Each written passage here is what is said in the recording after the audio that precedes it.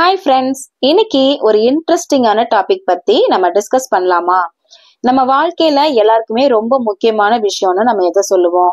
ஒரு ஹெல்த்தியான ஃபேமிலி லைஃபை நம்ம வாழ்றது தானே. ஹெல்த்தியான ஃபேமிலி லைஃப்னு சொல்லிட்டு நான் எதை சொல்றேன்னு உங்களுக்கு நல்லா புரிஞ்சிருக்கும்னு நினைக்கிறேன்.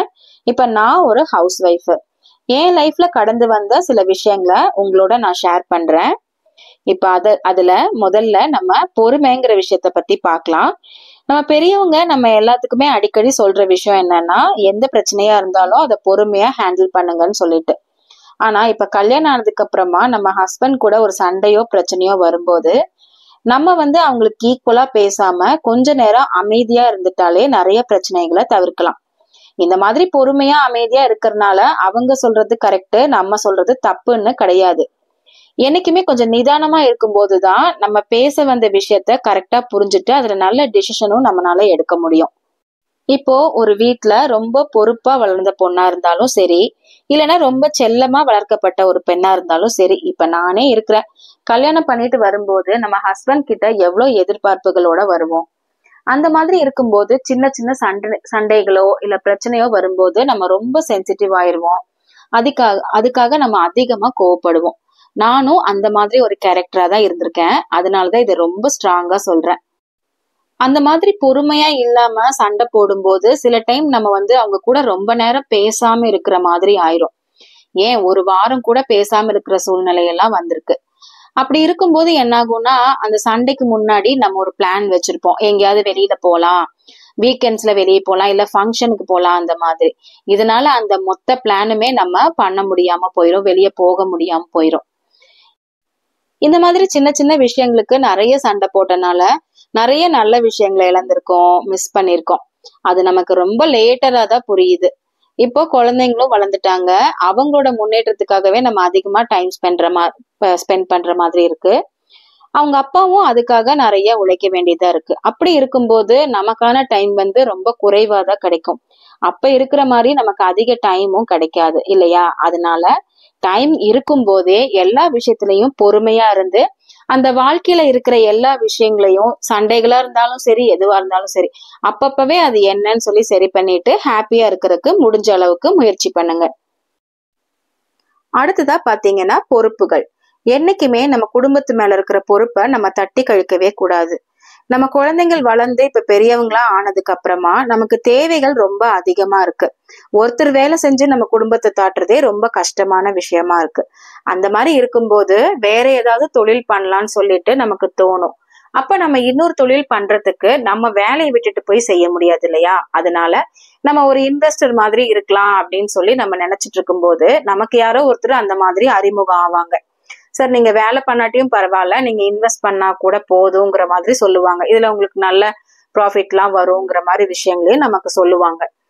ஆனா நம்ம அதுல போய் வேலை செய்யாதனால அதோட டீட்டெயில்ஸ் ஃபுல்லா நமக்கு தெரியாது இல்லையா? அதை மட்டுமே கேட்டுட்டு அந்த பிசினஸ்ல நம்ம இறங்கிடக்கூடாது. இந்த மாதிரி விஷயத்துல நம்ம ஹஸ்பண்ட் கிட்ட கண்டிப்பா நம்ம சண்டை போடலாம், அவங்க கிட்ட சொல்லலாம். அது புரியாத பட்சத்துல கண்டிப்பா அவங்க கிட்ட சண்டை போடலாம். ஏன்னா இது நம்ம குடும்பத்தோட முன்னேற்றத்துக்கான ஒரு விஷயம், நம்ம குழந்தைங்களோட எதிர்காலத்துக்கான ஒரு விஷயங்கிறதுனால நம்ம கண்டிப்பா அவங்க கிட்ட சண்டை போட்டு அதை புரிய வைக்கலாம். இதுக்கு முன்னாடி சொன்ன விஷயங்கள் தேவையில்லாத சண்டைகள். ஆனா இப்ப போடுறது நம்ம குடும்பத்துக்கு தேவையான விஷயத்துக்காக நம்ம சண்டை போடுறதுனால அதுல எந்த தவறுமே கிடையாது. நான் சொன்னா கேட்க மாட்டாருங்க. என்னோட வேலை சாப்பாடு குழம்பு வைக்கிறது, குழந்தைங்களை பாத்துக்கிறது, அவ்வளவுதான். நான் எதுவும் பேச மாட்டேங்க, அதெல்லாம் அவர் எடுக்கிற டிசிஷன் தான் அப்படின்னு சொல்லி நம்ம தட்டி கழிக்கவே கூடாது. என்னைக்குமே நம்ம 2 பேருமே ஈக்குவல் தான். ஹஸ்பண்ட் பாதி நம்ம பாதிங்கிற மாதிரி இருந்து நம்ம குடும்பத்தோட முன்னேற்றத்தை நம்ம 2 பேரும் சேர்ந்துதான் உயர்த்தணும்னு சொல்லி நம்ம பாடுபடணும் இல்லைங்களா? அதனால என்னைக்குமே பொறுப்பை தட்டி கழிக்காதீங்க. இப்போ அடுத்ததான் நான் சொல்ல போற விஷயம் பாத்தீங்கன்னா, 3வது நபர் தலையீடு. இது ரொம்ப முக்கியமான விஷயங்க. இப்போ ஒரு ஹஸ்பண்ட் அண்ட் ஒய்ஃப்குள்ள சண்டைன்னு வரும்போது நான் சொல்ற மாதிரி யாரோ ஒருத்தர் ரொம்ப பொறுமையா போயிடுறாங்க. எக்ஸாம்பிளுக்கு சொல்லணும்னா, இப்போ ஒரு ஒய்ஃபே பொறுமையா போயிடுறாங்கன்னு இருக்கட்டும். ஆனா அதுக்கப்புறமா அந்த கோவத்தை வெளிப்படுத்த முடியாதனால அவங்க மனசுக்குள்ள அது ஒரு பெரிய ரணமா இருக்கும். இதை கண்டிப்பா யார்கிட்டயாவது சொல்லியே ஆகணும், இல்லைன்னா எனக்கு பைத்தியமே பிடிச்சிருங்கிற மாதிரி ஒரு ஸ்டேஜ்ல இருப்பாங்க. அப்போ அவங்க யாராவது அவங்களுக்கு ரொம்ப வேண்டியவங்களுக்கு போன் பண்ணி சொல்லுவாங்க. அந்த டைம்ல நம்ம ஒரு கரெக்டான பர்சனை நம்ம சூஸ் பண்ற மாதிரி இருக்கணும். இப்ப நம்ம ஃபோன் பண்ணி சொல்றவங்க முக்கியமா நம்ம யார்கிட்ட சொல்லுவோம்னா நம்ம அம்மா அக்கா தங்கச்சிட்ட சொல்லுவோம்.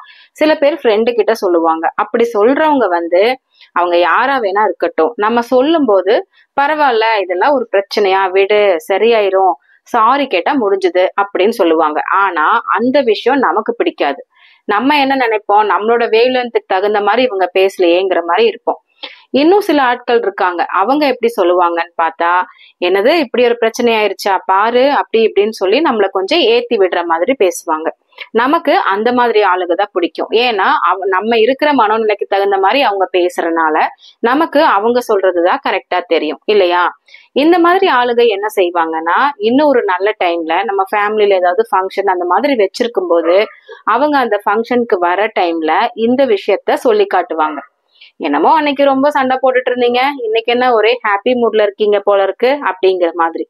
இத கேள்விப்படுற நம்ம ஹஸ்பண்ட்க்கு எப்படி இருக்கும்? இந்த விஷயத்த இந்த மாதிரி ஒரு ஆள் கிட்ட போய் சொல்லியிருக்காங்களே, அவங்க இப்படி நம்ம எல்லாரும் முன்னாடி இப்படி பேசுறாங்களேன்னு சொல்லிட்டு அவங்களுக்கு அது ஒரு மாதிரி ரொம்ப கஷ்டமா இருக்கும். அந்த தப்ப கண்டிப்பா நம்ம செய்யக்கூடாது. இந்த மாதிரி ஆளுகளை தரம் பிரிச்சு பாக்குறதுக்கு நம்ம பழகிக்கணும். இது சின்ன விஷயமா நம்ம நினைச்சாலும் இந்த மாதிரி விஷயங்கள் நம்ம லைஃப்ல பெரிய பெரிய விளைவுகளை ஏற்படுத்திடும். அதனால கண்டிப்பா 3வது நபர் தலையீடு கூடாது. எந்த ஒரு டிசிஷனா இருந்தாலும் நம்ம ஃபேமிலிக்குள்ள அது அப்ஸா இருந்தாலும் சரி, டவுன்ஸா இருந்தாலும் சரி, நம்மளே அந்த முடிவுகளை எடுத்துட்டு அதை செயல்படுத்தணும்.